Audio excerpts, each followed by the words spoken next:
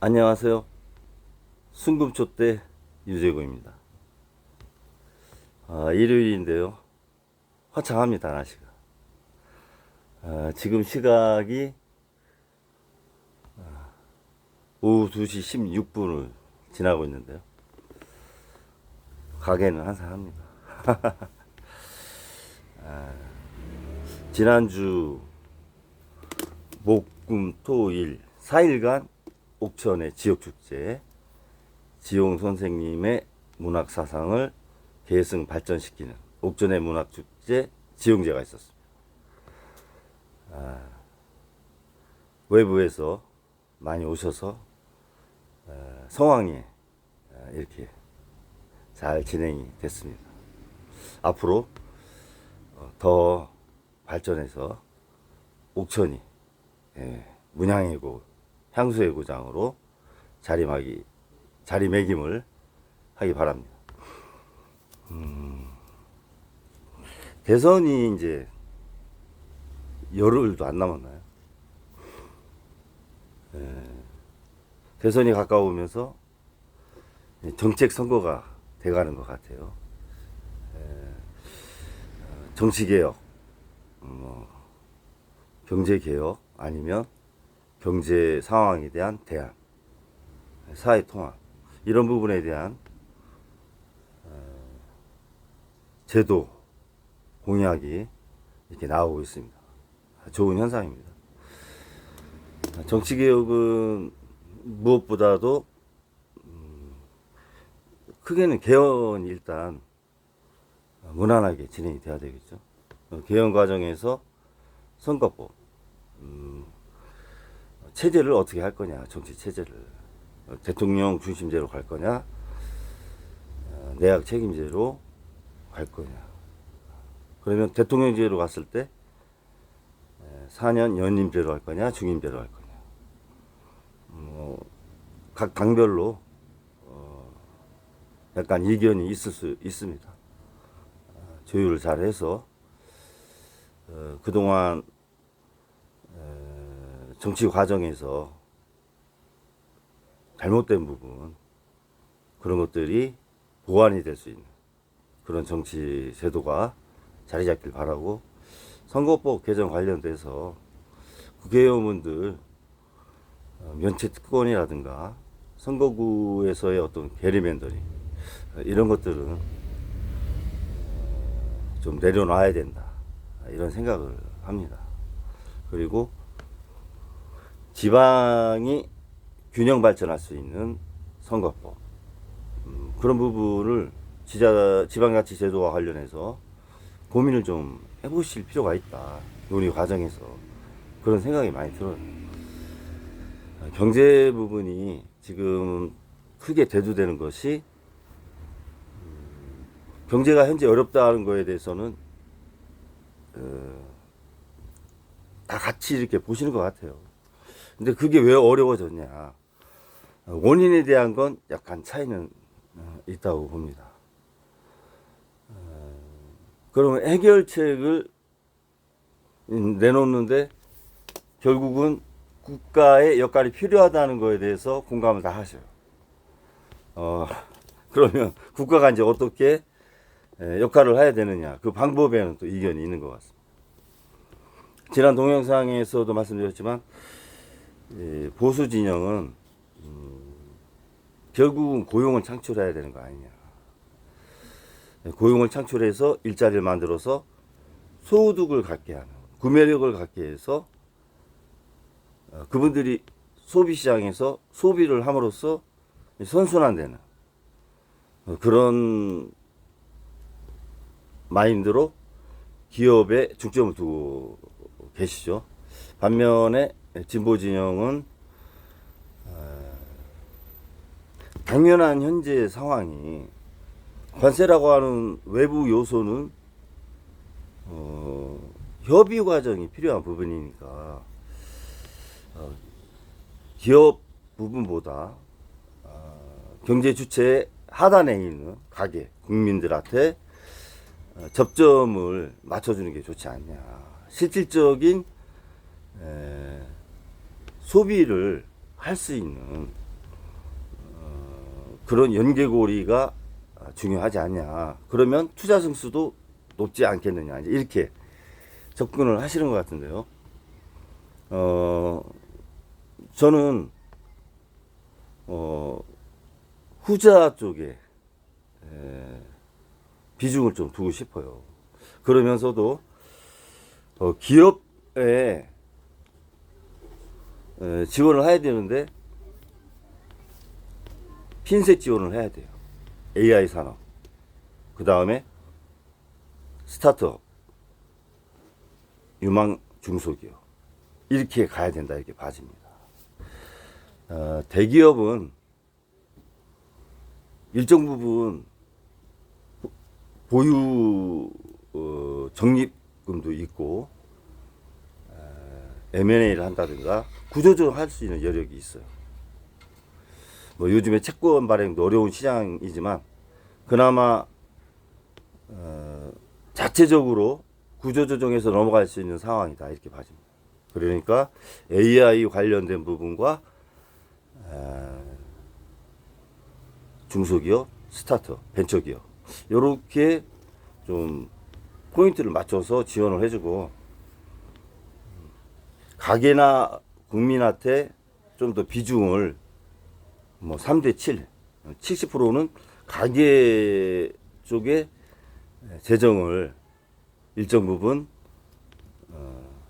지원하는 게 좋지 않냐, 이런 생각이 듭니다. 우리나라 1년 GDP가 2,600조도 해요. 1억 8천억 달러 되니까요. 2,600조면, 2,600조면 내수 부분이 한 50% 차지하지 않습니까?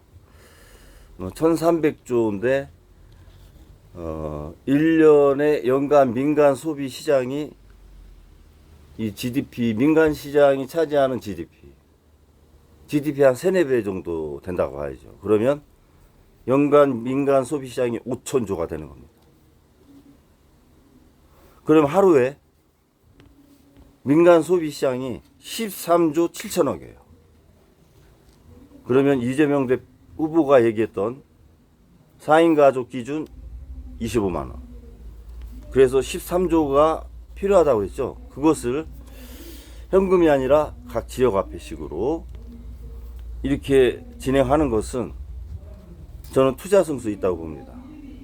우리나라 연간 가계 저축률이 2023년도 2년 전에는 12%였는데 작년에 8%, 올해 4%까지 이렇게 잡히는 상황이거든요. 또 지금 생활이 어려우니까 보험을 해약하면서까지 자영업자나 가게가 유지를 하는 상황이에요. 그러니까 저축률은 더 떨어진다고 봐야죠. 4%의 저축률이라고 보면 가계 지원금을 지역화폐 형태로 발행했을 때 13조가, 그러면 하루 정도의 민간 소비 시장에 자금이 풀리는 거 아닙니까? 5번 돌면 5일에 투자 승수 효과가 나는 거죠. 5배. 저축률이 4%대이기 때문에 투자 승수가 저는 5%, 5배 정도는 나올 거라고 생각해요. 그래서 진행을 해볼 만하다, 이런 생각을 합니다. 그러나 이제 선제적으로 제가 이재명 후보한테 말씀드리고 싶은 것이, 후보 연설 하시면서 다른 나라하고 부채 비율을 이렇게 말씀을 하시는 걸 들었는데요. 보통 국가 부채는 GDP로 이렇게 비교를 많이 합니다. 예산을 가지고, 1년 예산을 가지고 하진 않아요. 국가 GDP를 갖고 보통 국가 부채를 발표를 하는데, 한국이 지금 48.5% 정도 되죠. 미국이 125%, 일본이 270%입니다. 지난 동영상에서도 말씀드렸지만 미국의 125%하고 일본의 270%는 비교를 하면 안 된다는 거예요. 미국은 기축통화이지 않습니까? 세계 시장의 화폐에서 65%의 유동성을 갖고 있고, 엔화 같은 경우는 10에서 15% 정도 갖고 있어요. 비율이. 그러니까 찍어도 크게 인플레나 국가 신용 등급에 영향을 덜 주게 됩니다. 그러나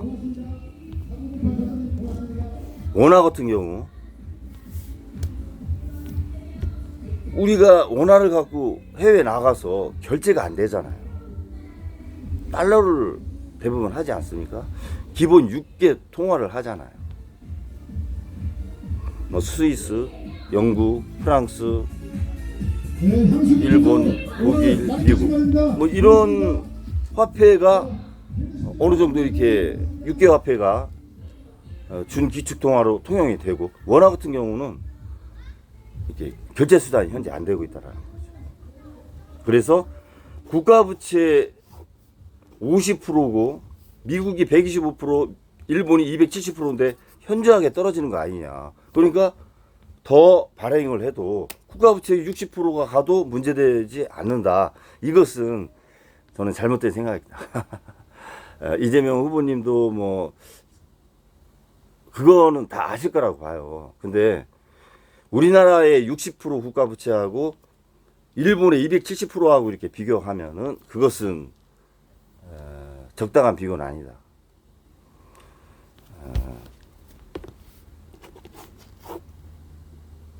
그래서 국가 부채가 어느 선까지 적정하냐? 저는 한 55%까지는 괜찮다고 보는 거예요. 그다음 여력이 뭐 7%에서 5% 정도 있지 않습니까? 그러면 7%에서 5%면 약 한 170조, 150조에서 170조 정도 추경을 가능하다. 그 선까지. 좀 더 이렇게 많이 보시는 경제학자분은 300조까지도 이렇게 얘기를 하셔요.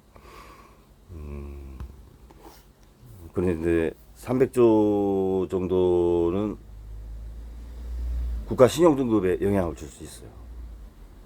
그러면 채권이 일단 팔리질 않습니다. 우리나라 국채. 지금 미국이 올해 돌아오는 국채가 7조 달러인데 그거 살려고 하는 데가 별로 없잖아요. 그러니까 채권 금리가 올라가는 거 아닙니까? 일본도 올라가고 영국도 올라가잖아요, 지금. 그래서 영국이 앞질렀어요. 10년몰에서 미국을. 그리고 30년몰에서는 일본이 뭐 2%, 미국이 3%가 됐어요. 옛날에 2.4% 차이 나는데 지금 2%밖에 차이가 안 나요. 그러니까 일본이 더 오른 거죠. 그 정도로 미국 국채보다 영국이나 일본 국채가 매력이 더 있게 되는 상황인 거죠. 그러니까 달러가 가치가 하락이 되는 겁니다. 그런 측면에서 채권을 또 볼 필요가 있다.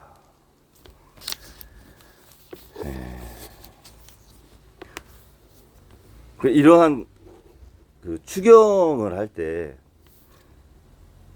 국회 예산 정책실이라고 나보라고 있어요. 행정부에는 기재부가 있듯이. 기재부하고 행정부하고 예산을 보는 시각이 조금 다르고 추정치와 결과치가 조금씩 차이는 나요. 저는 나보 국회예산정책실 쪽의 자료를 조금 더 주의 깊게 보는 편인데, 전문가 그룹, 경제5단체장, 비포, 그리고 중소기업 중앙회, 관련된 노동단체, 이렇게 다 의견을 모아서 또 하는 총재, 이렇게 국가부채를 어느 선까지 유지하면서 기업과 가계를 활성화해보자. 국정 혼란으로 인한, 또 코로나로 인한 저성장기에 진입한 상황을 극복을 하기 위해서 국가의 역할을 재정으로 하는 데는 공통적인 인식이 있으니까 방법에서는 서로 좁혀가면 되고 그 규모도 좁혀가면 됩니다. 또 지원 대상도 서로 이렇게 협의해서 좁혀가면 되는 거예요. 무조건 네가 한 정책은 나는 반대야. 이런 정치는 이제 하면 안 되잖아요. 국민을 보고 하시면 이렇게 하시면 안 된다는 거지. 선거 때만 국민에 대한 사회복지, 돈을 풀겠다, 부동산 부양하겠다, 이렇게 공수표 날리듯이 하면 안 된다는 거야. 지킬 수 있는 약속 하셔야 된다. 그래서 전문가분들하고 협의를 하셔라. 국가부채 안 올리려고 기금 외평채 갖다 다 썼고 우체국 보험까지 대금까지 쓰려고 했던 거 아니에요. 지금 한은에서 마이너스로 계속 통장 발행해서 공무원 급여 주고 이렇게 하는 상황에 머리를 맞대고 여야가 국회에서 정말 국가와 국민을 위해서 절박하고 절실한 심정으로 그렇게 가셔야 됩니다. 국민들이 너무 어려워요. 정말. 국민 없는 국민 대표 있습니까? 그런 거 생각하시면 현실적인 대안을 말씀을 하셔야 된다. 이런 말씀 드립니다. 정치가 개혁되고 경제가 현안이 일정 부분 해결되면 사회 통합도 자연스럽게 이루어지지 않겠느냐 이런 생각을 합니다. 저는 사회적 비용이 발생할 수 있어요. 그거는 당연히 발생하는 거예요. 왜냐하면 우리나라가 분당 국가이기 때문에 이념적인 사회적 비용, 뭐 노동, 뭐 세대, 성별 이런 부분에서 사회적 비용이 발생을 합니다. 근데 사회적 비용 만 250조에서 300조 발생하는데 70%, 한 170조가 이념으로 발생한다는 거죠. 이거 문제 아닙니까? 이 사회적 비용이 이념에서 70%가 발생하는 거. 1년에 170조 이상 이념으로 사회적 비용을 바닥에 뿌리는 거. 아스팔트. 이거 누가 만들어 놓은 거예요? 정치권이 만드는 거 아닙니까? 정치인들 반성하셔야 돼요. 그 170조면 IMF 이후 공적 자금 발행한 게 168조 아니에요. 지금 한 110조 걷어들이고 미회수가 한 44% 되죠. 한 65조가 70조 아직 회수 안 됐잖아요. 그거 전부 다 자산공사나 예금보험공사, 정부, 뭐 한은에서 다 보증서서 이렇게 준 거 아닙니까? 결국은 국민 세금으로 해준 거 아니에요. 아직까지 안 갚은 기업도 있고. 안 갚은 기업은 임원들 월급 절반 줘야 되는 거 아닙니까? 급여? 50%만 지급해야죠. 사연금 지급하지 말고. 그렇게 구조조정 해나가는 모습을 보여야지. 국민 세금으로 준 건데. 모럴 해저드가 돼가지고. 기간산업이라고 해서 대한항공 같은 경우 어려워지면 국가 알아서 해주겠지. 뭐 배째라식으로 경영하면 되겠습니까? 3세 돼가지고 경영 지금 하면서 남매들 간에 지분 경쟁하고 그런 모습을 국민한테 보여주면 되겠습니까? 그러니까 그 호반건설에서 M&A 지금 하려고 하는 거 아니에요. 그리고 은행들도 그래요. 지금 공정위에서 은행에 서로 간에 정보가 교환이 있었다. 금리를 올리는 과정에. 그러니 공정거래법에 위반이 됐으니 시정조치를 해봐야 되니 검토를 해봐라. 금감원에 던져줬는데 우리가 지시한 대로 해서 했다. 왜 금융 감독원이 해야 될 일을 공정거래위원회가 이래라 저래라 하느냐. 한판 붙었잖아요. 공정거래위원회가 자기들 영역을 넘어선 게 아니에요. 2020년도에 금융권에서 정보를 서로 교환하는 행위는 공정거래법에 위반한다라는 조항이 추가됐어요. 그러니까 공정거래위원회에서 개입할 수 있는 법적 요건이 있는 겁니다. 금감원이 부서 간의 갈등을 그렇게 진행하시면 안 돼. 이보경 금감원장. 금리를 뭐 올렸다 내려라 이렇게까지 하셨잖아요. 허그 자본금 올릴 때도 한번 브레이크 받고. 이자나 금리는 한국은행이 역할하는 거 아닙니까? 금리에 대해서 왜 언급을 하죠? 올리라 내려라. 은행감독원, 증권감독원, 보험감독원이나 관리 잘 하시면 되지. 그리고 상호신용금고 지금 얼마나 안 좋아요.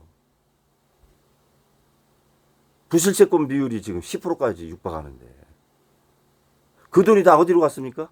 우체국으로 갔잖아요. 전액 보장하니까. 그리고 단위조합 1111개에 있는 전국 단위조합 연체율 20%가 넘는 것도 있어요. 새마을금고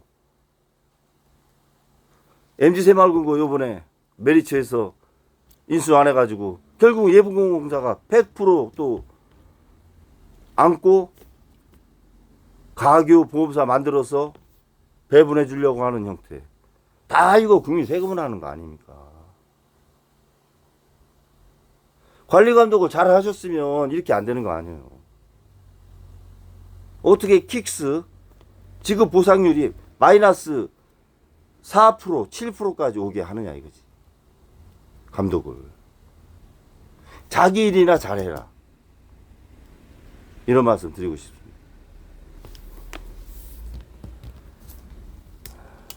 그리고 국민 부채. 지난번에 말씀드렸지만 국가 안정을 위해서 국민의 희생을 대가로 발생한 국민들의 부채, 가계의 부채. 일정 부분 중앙정부가 책임져야 된다. 저는 그렇게 생각합니다. 그것이 국가 신용 등급에 영향을 주지 않는 선에서 머리를 맞대고 여야가 전문가하고 협의를 한번 해보셔라. 이런 말씀 드리면서 각 진영에서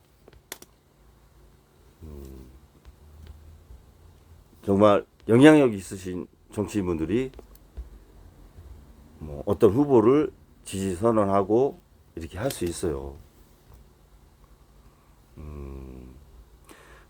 저는 선의의 경쟁을 하시면 된다 이런 생각합니다.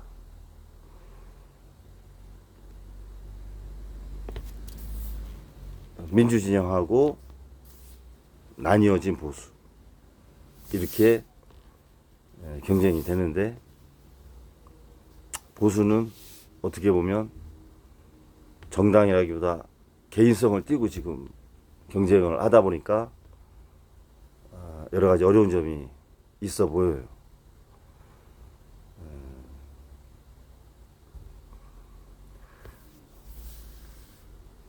단일화 얘기 나오는데 그런 것들은 정치적인 나름대로의 역학관계 소위 본인들이 얘기하는 문법이 있지 않습니까? 국민들이 보기 좋게 단일화를 하던 각자의 길을 가던 선의의 경쟁 페어플레이를 하시면 된다 이런 생각합니다. 저도 멋지게 지면 다음에 또 기회가 있어요. 그리고 이재명 후보는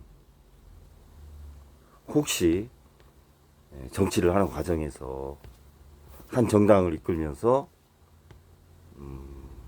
자기 위주로 이렇게 너무 오지 않았나. 또 국회의 역할을 본인의 상황에 너무 소비하지 않았나. 그런 부분도 사실 뒤돌아봐야 돼요. 그래서 그 부분을 국민들한테 왜 그래, 만약에 그랬다면 왜 그래 했는지 납득 가는 설명을 하셔야 됩니다. 그래야 선택을 받을 수 있는 거예요. 상대방이 무너져서 내가 선택받는 그런 정권, 수권 정당으로서 저는 불안하게 보인다. 그렇게 됐을 때는 자강으로 정권을 잡아야지.